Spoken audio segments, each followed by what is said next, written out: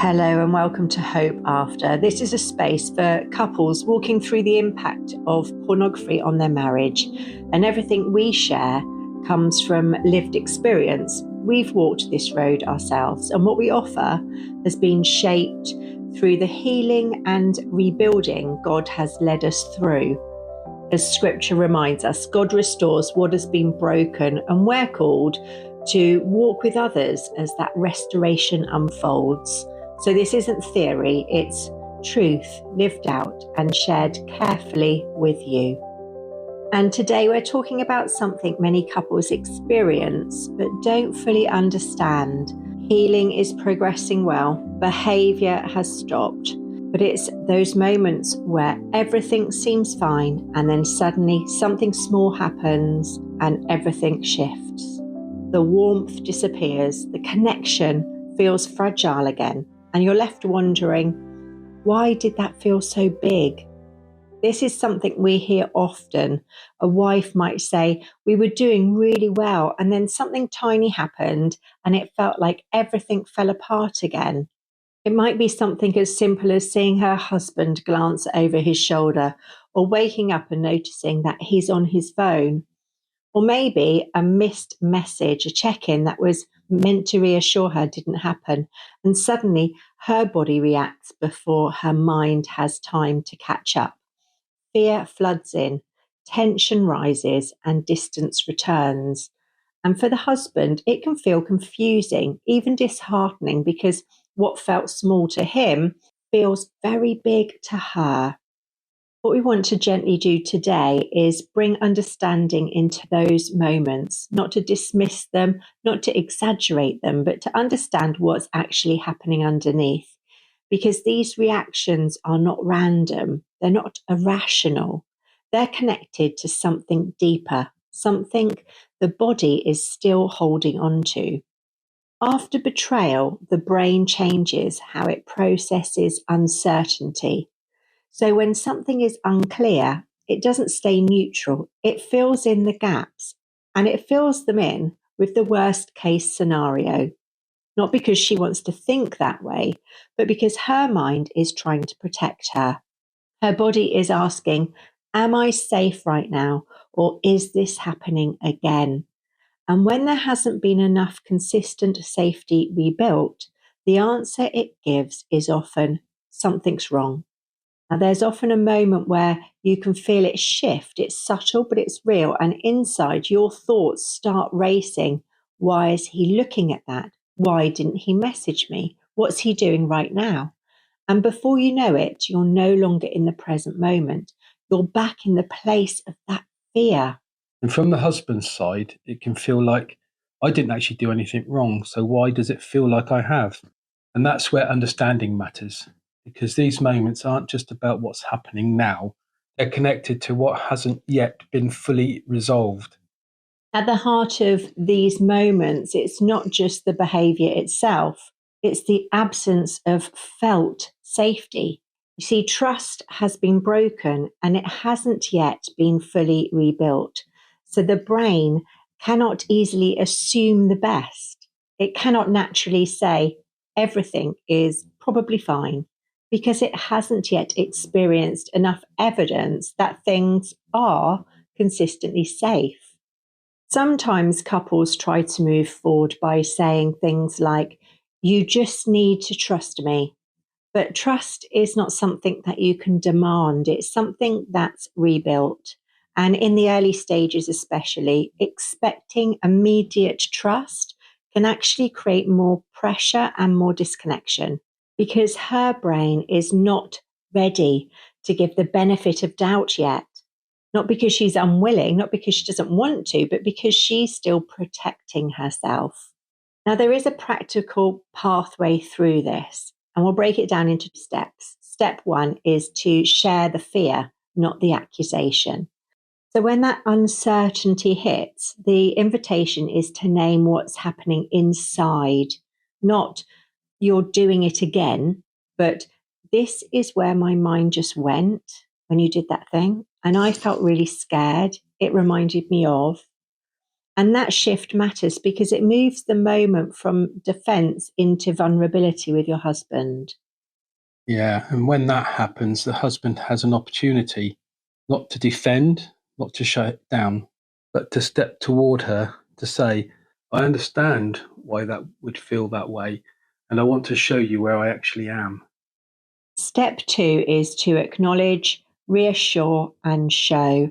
Rebuilding safety requires 3 things in these moments: acknowledging her experience, reassuring her with clarity, and showing transparency where needed. Not in a pressured or defensive way, but in a calm, grounded, present way. Because what her brain needs is clarity in the place where uncertainty was. And step 3 is to resolve the moment, not just the pattern. Each small moment matters because every time uncertainty is met with clarity, a small piece of safety is rebuilt. And over time, those moments begin to stack. Now, if these triggers are happening frequently, that's not failure, that's information. It's showing that there are still gaps in the overall sense of security. And those gaps often come from lack of consistent follow through, unclear recovery plan, the root issue not yet being addressed, or disconnection in the day to day relationship. Even something like a missed check in can feel small on the surface, but to her brain, it can say something's changed, something's wrong, because consistency is what builds trust, and inconsistency, even unintentionally, can reopen uncertainty. Even closeness can feel complicated. A husband initiates physical connection, and her mind may quietly ask, is this about us, or is this coming from the same place as before? And that could be deeply confusing for both of you because even when his intention is genuine, her body may not feel safe. Let us give you an example of how this should play out in an ideal situation. For the wife, when an uncertainty comes in, when he glances over his shoulder and it makes you feel unsteady, when he's looking at his phone after you were supposed to go to sleep and it just triggers that feeling inside you again. And you begin to notice where your mind goes. Try to put a name to it. Is that fear? Does it feel terrifying? Does it make you feel like your heart is sunk? Are you feeling a bit hopeless in that situation? If you can gently put it into words, put words to the fear underneath it, that's the moment to then share it with your husband. Yeah. And for the husband, when she shares that fear, can you stay present long enough to understand what she's actually feeling before trying to fix or defend? One of the most important things couples can do is move beyond reacting to these moments and begin building a clear path forward together.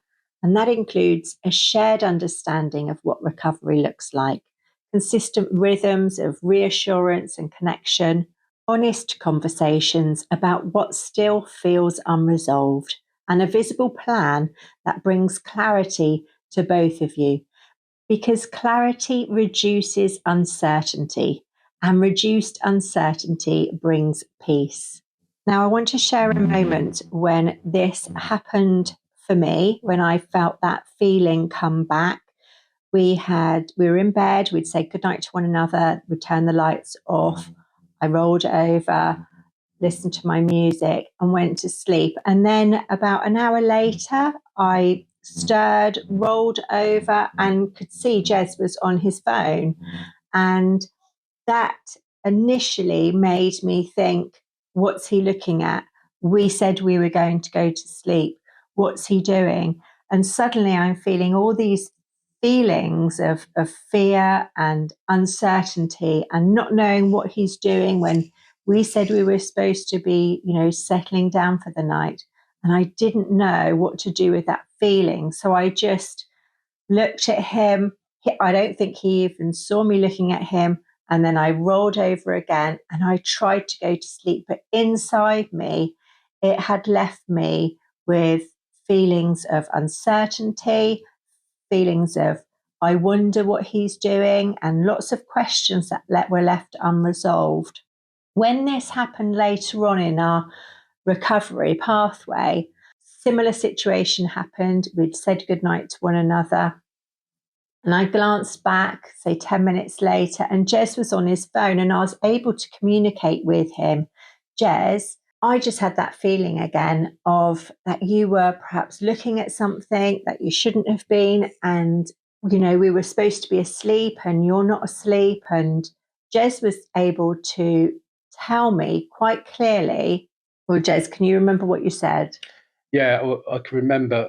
I was fairly busy with work at the time. I needed to find a particular material that I was doing for this job, and I wasn't tired. I think I was worrying about this job, and I needed to research where I could get this material from, and that's exactly what I was doing.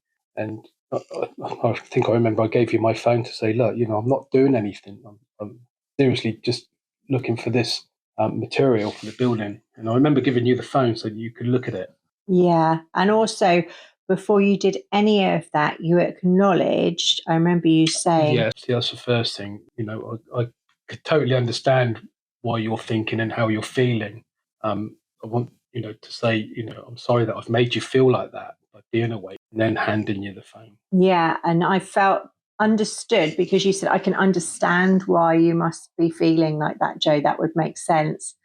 And just to hear you acknowledge my fear and to understand it and to then offer me reassurance, that helped install a little bit of that security back again and that little bit of safety back again. And it removed that fear for me. And it's that conversation that you need to practice again and again. It won't always go smoothly, but that was an example we wanted to share with you. Now, I do understand that these moments for the wife, they can feel exhausting because for her, the fear feels real. And for him, it feels exhausting because it's like nothing is ever enough. But when you understand what's underneath it, you begin to respond differently with patience, with clarity, and with intention. And slowly, those moments that once triggered fear become opportunities to rebuild safety. And if this is where you find yourselves caught in those repeated moments of uncertainty, you don't have to navigate it alone. Inside Hope After, we walk with couples through exactly this process, helping you move from confusion and reaction into clarity, steadiness, and rebuilding. You can find out more at hope-after.com. Thank you for joining us today. If this episode helped bring understanding or language to something you've been experiencing, you're not alone. There is a way forward and there is hope after.